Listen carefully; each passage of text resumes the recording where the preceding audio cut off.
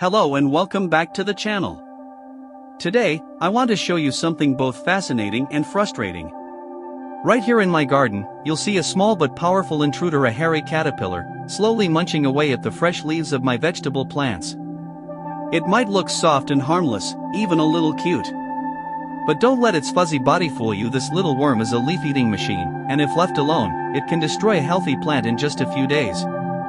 These kinds of caterpillars often come during the warm, wet season, when the plants are green and soft.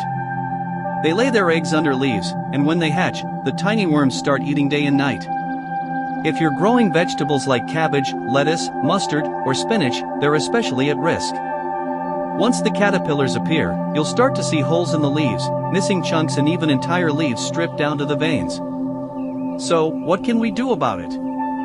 First, check your plants regularly, especially under the leaves. Remove the worms by hand if you're comfortable doing so. Wear gloves if they're hairy like this one. Some types can irritate your skin.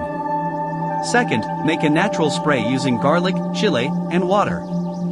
Mix them together, strain, and spray directly on the leaves. It doesn't kill the worm immediately, but it keeps them away. Third, plant herbs like lemongrass, mint, or basil near your vegetables. Their strong smell helps repel many pests, including caterpillars. And lastly, if the infestation is too big, you can use organic neem oil spray, safe for the plants and non-toxic to humans but deadly to pests. Nature is full of beauty and challenges.